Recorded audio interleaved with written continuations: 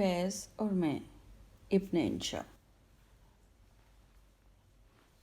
बड़े लोगों के दोस्तों और हम जलीसों में दो तरह के लोग होते हैं। एक वो जो इस दोस्ती और हम जलीसी का इश्तिहार देखकर खुद भी नामवरी हासिल करने की कोशिश करते हैं। दूसरे वो इज्जो फरोतनी के पुतले जो शोहरत से भागते हैं, कम अज़ कम अपने ममदूह की ज़िंदगी में। हाँ, उसके बाद रिसालों के एडिटरों के पुरजोर इसरार पर उन्हें अपने ताल्लुकात को अलम नशरा करना पड़े तो दूसरी बात है। डॉक्टर लकीरुद्दीन फ़कीर को लीजिए, जैसे और प्रोफेसर होते हैं वैसे ही ये थे। लोग फ़कत इतना जानते थे कि अल्लामा इकबाल के यहाँ उठते बैठते थे, सो ये भी खसूसियत की कोई बात नहीं। ये इंकिशाफ अल्लामा के इंतकाल के बाद हुआ कि जब कोई फ़लसफ़े का दक़ीक़ मसला इनकी समझ में ना आता तो इन्हीं से रजू करते थे। डॉक्टर लकीरुद्दीन फ़कीर ने एक वाक़या लिखा है कि एक रोज़ आधी रात को मैं चौंक कर उठा और खिड़की में से झांका तो क्या देखता हूँ कि अल्लामा मरहूम का खादम ख़ास अली बख्श है। मैंने पूछा, खैरियत? जवाब मिला, अल्लामा साहब ने याद फरमाया है। मैंने कहा, इस वक्त? बोला, जी हाँ, इस वक्त, और ताकीद की है कि डॉक्टर साहब को लेकर आना। मैं हाजिर हुआ तो अपने लिहाफ में जगह दी और फरमाया, आज एक साहब ने गुफ्तगू में राजी का जिक्र किया। तुम जानते हो मैं तो शायर आदमी हूँ, आखिर क्या क्या पढ़ूं। इस वक्त ये पूछने को तकलीफ दी है कि ये राजी कौन साहब थे और उनका फ़लसफ़ा क्या था। मैं दिल ही दिल में हंसा कि देखो, अल्लाह वाले लोग ऐसे होते हैं। बहरहाल तामील इरशाद में मैंने इमाम फ़खरुद्दीन राज़ी और उनके मकतब फ़िक्र का सैर हासिल इहाता किया और इजाज़त चाही। अल्लामा साहब दरवाज़े तक आए, आप दीदा होकर रुखसत किया और कहा, तुमने मेरी मुश्किल आसान कर दी। अब शहर में और कौन रह गया है जिससे कुछ पूछ सकूं।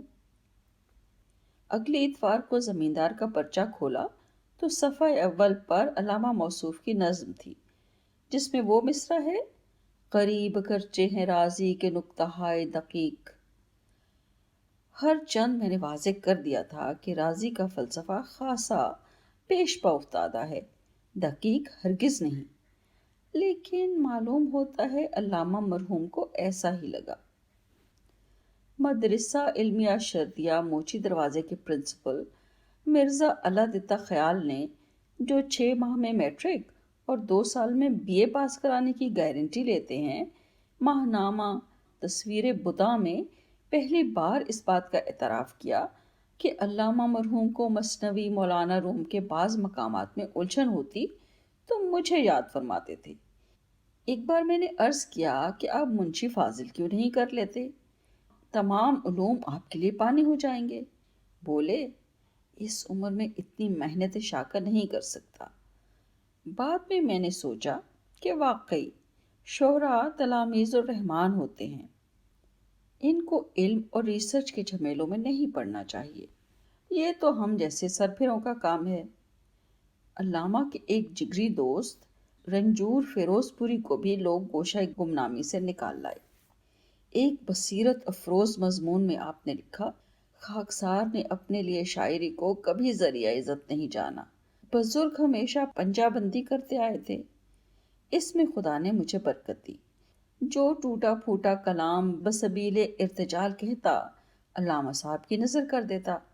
अब भी देखता हूँ कि अरमगान हिजाज वगैरह किताबों में सैकड़ों ही मिसरे जो इस हेच मदा गजमत ज़बान अल्लामा के गोश गुजार किए थे, नगीनों की तरह चमक रहे हैं। हकीम इजराइली तिब्बे बकराती ने नुमाइंदा सुबह शाम को इंटरव्यू दिया तो बताया कि एक ज़माने में हकीमुल उम्मत को भी तिब का शौक हुआ। बंदा नुस्खा लिखता और अल्लामा मरहूम पुड़िया बनाते और जो शांदे कूटते छानते। उस दौरान अगर फिक्रे सुखद में मुस्तगर्क हो जाते तो कभी कभी हवन दस्ते में अपना अंगूठा फोड़ बैठते।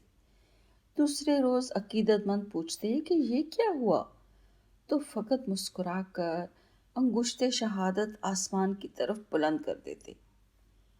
عام لوگوں کا یہ خیال تھا کہ علامہ مرحوم آخری سالوں میں کبوتر بازی اور پہلوانی نہیں کرتے تھے، مینڈھے لڑانے کا شوق بھی ترک کر دیا تھا۔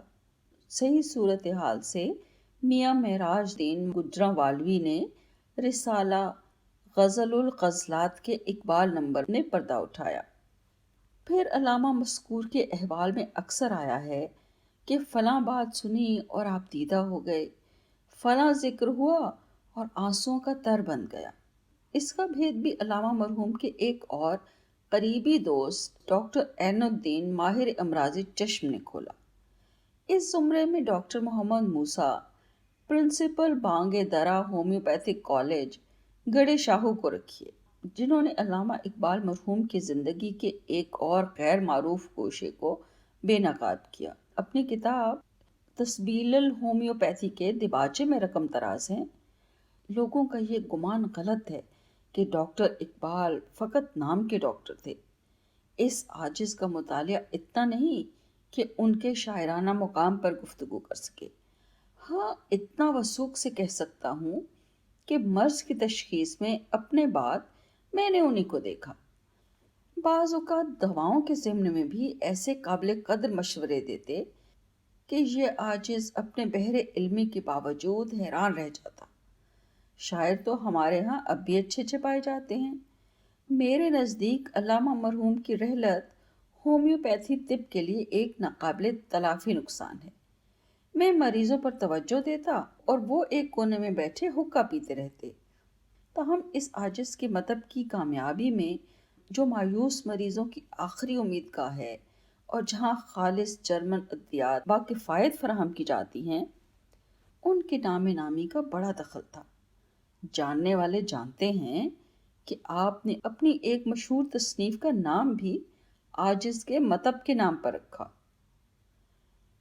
فیض صاحب کے متعلق کچھ لکھتے ہوئے مجھے تامل ہوتا ہے۔ دنیا حاسدان بد سے خالی نہیں۔ اگر کسی نے کہہ دیا کہ ہم نے تو اس شخص کو کبھی فیض صاحب کے پاس اٹھتے بیٹھتے نہیں دیکھا، تو کون ان کا قلم پکڑ سکتا ہے؟ احباب پرزور اصرار نہ کرتے تو یہ بندہ بھی اپنے گوشے گمنامی میں مست رہتا۔ پھر بعض باتیں ایسی بھی ہیں کہ لکھتے ہوئے خیال ہوتا ہے کہ آیا یہ لکھنے کی ہیں بھی یا نہیں۔ مثلاً یہی کہ فیض صاحب جس زمانے میں پاکستان ٹائمز کے ایڈیٹر تھے، کوئی اداریہ اس وقت تک پریس میں نہ دیتے تھے جب تک مجھے دکھا نہ لیتے۔ کئی بار عرض کیا کہ ماشاءاللہ آپ خود اچھی انگریزی لکھ لیتے ہیں، لیکن وہ نہ مانتے، اور اگر میں کوئی لفظ یا فقرہ بدل دیتا تو ایسے ممنون ہوتے کہ خود مجھے شرمندگی ہونے لگتی۔ پھر جب فیض صاحب کے تعلق سے وہ باتیں یاد آتی ہیں جب فیض ہی نہیں، بخاری، سالک، خلیفہ عبدالحکیم وغیرہ، ہم سبھی ہم پیالہ و ہم نوالہ دوست راوی کے کنارے ٹہلتے رہتے اور ساتھ ہی ساتھ علم و ادب کی باتیں بھی ہوتی رہتی۔ یہ حضرت مختلف زاویوں سے سوال کرتے اور یہ بندہ اپنی فہم کے مطابق جواب دے کر ان کو مطمئن کر دیتا۔ اور یہ بات تو نسبتاً حال کی ہے کہ ایک روز فیض صاحب نے صبح صبح مجھے آن پکڑا اور کہا، ایک کام سے آیا ہوں، ایک تو یہ جاننا چاہتا ہوں کہ یورپ میں آج کل آرٹ کے کیا رجحانات ہیں اور آرٹ پیپر کیا چیز ہوتی ہے، دوسرے میں واٹر کلر اور آئل پینٹنگ کا فرق معلوم کرنا چاہتا ہوں، ٹھمری اور دادرا کا فرق بھی چند لفظوں میں بیان کرتے تو اچھا ہے۔ میں نے چائے پیتے پیتے سب کچھ عرض کر دیا۔ اٹھتے اٹھتے پوچھنے لگے، ایک اور سوال ہے، غالب کس زمانے کا شاعر تھا اور کس زبان میں لکھتا تھا؟ وہ بھی میں نے بتایا۔ اس کے کئی ماہ بعد تک ملاقات نہ ہوئی۔ ہاں، اخبار میں پڑھا کہ لاہور میں آرٹ کونسل کے ڈائریکٹر ہو گئے ہیں۔ غالباً اس نوکری کے انٹرویو میں اس قسم کے سوال پوچھے جاتے ہوں گے۔